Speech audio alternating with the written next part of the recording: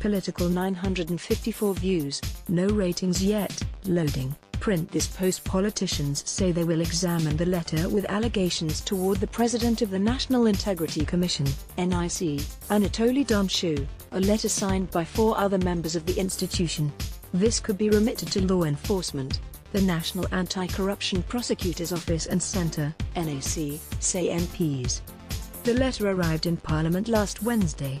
It was addressed to the President of Parliament Igor Corman and leaders of 4 factions in Parliament: Valeriu Strit, LDP, Marian Lupu, DEEP, Ion Haydaka, PLR, and Maria Postoico, CPRM. About this letter ZDG wrote 2 weeks ago. Then, the letter was written but had not been signed by all members of the institution, who were appointed by Parliament, by proposals of Parliament factions.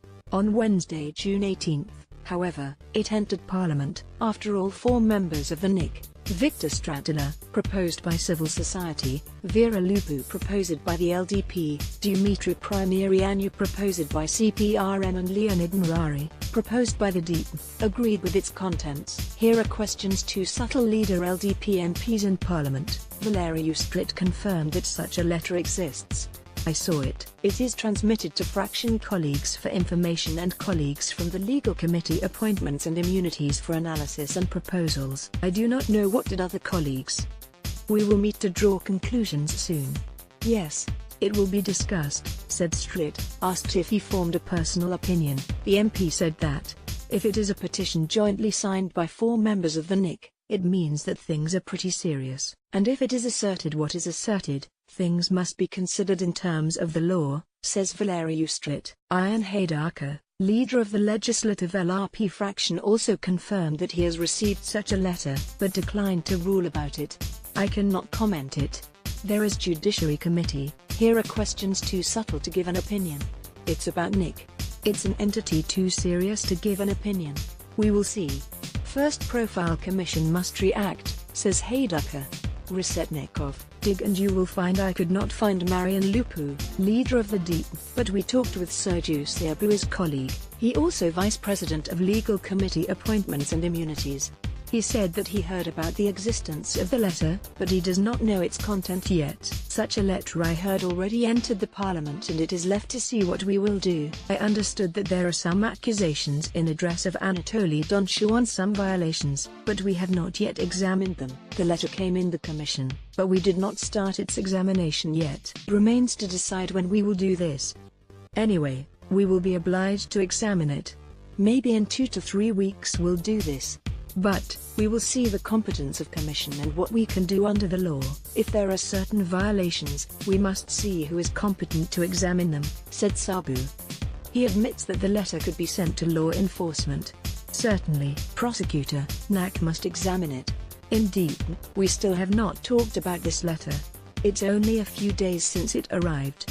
But certainly we'll discuss it, said the deputy. Maria Postoico, leader of Communist Deputies, did not respond to ZDG calls. Her colleague, Deputy Artur Resetnikov, told us he is not aware of such a letter, nor has the time to research and tell us about CPRM position.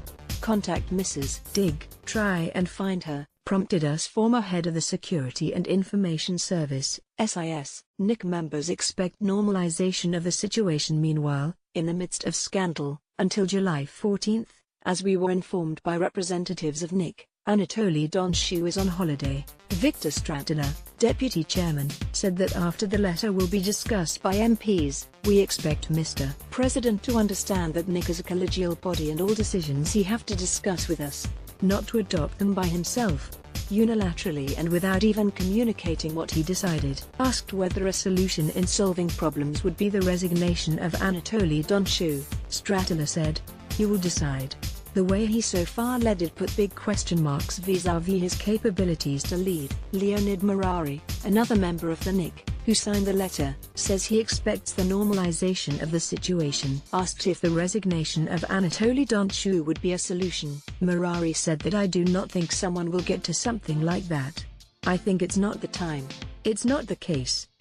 We want to improve work and return to normality. You know, man spends most of his life at work, and there everything should be normal, she stated. In turn, Vera Lupu says that expects after the letter will be analysed by MPs, things to revert to normal. "I do not think this is not possible," she said. Asked if it is possible to normalise the situation without Anatoly Donchu to leave office, Vera Lupu said, "It's a situation where if 4 members of the Commission shall exhibit a common position vis-à-vis the change process itself in a legal sense of the word, I would not necessarily intend to insist that Mr. Donchu to leave or not to leave. It is not my mission and my purpose to do this. I think it is a situation that can be resolved peacefully as we enter the path of legal enforcement," she pointed. Geometru Primirianu, member of NIC from CPRM, did not answer the phone. The history of conflict between Donchu and colleagues recall that ZDG was writing in the number from June 12, 2014 about intention of NIC members to submit to Parliament a letter claiming actions of Anatoly Donchu, president of NIC. They requested the intervention of MPs to take note of negligence, abuse of power and multiple violations of law committed by him.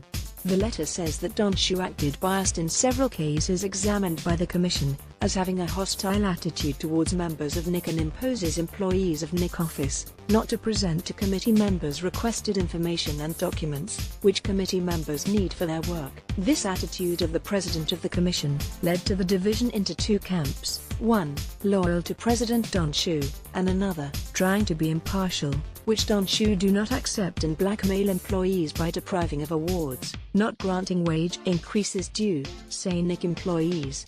They also write that Donchu would have hired personal driver, that often is absent from work, because delayed the process of scanning statements, and this led to postponement of verifying the statements of incomes and property of officials, and also that under dubious and unjustified conditions gave the company that scanned the declarations last year about 150,000 lay statements in addition to the signed original contract value. Anatoly Donchu then rejected accusations.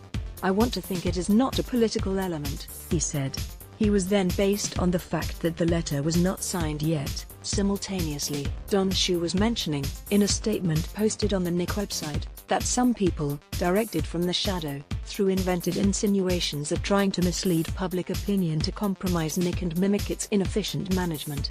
But objective reality shows the opposite, confirming that the NIC, although at its beginning, having a modest experience of just a year and a half, activates naturally, exercising its basic tasks to repress corruption. Regrettably is that some people, instead of proposals for improving legislation in this chapter, use this situation as motives to confuse society and achieve personal favors, attacks Donchu. Victor Mosny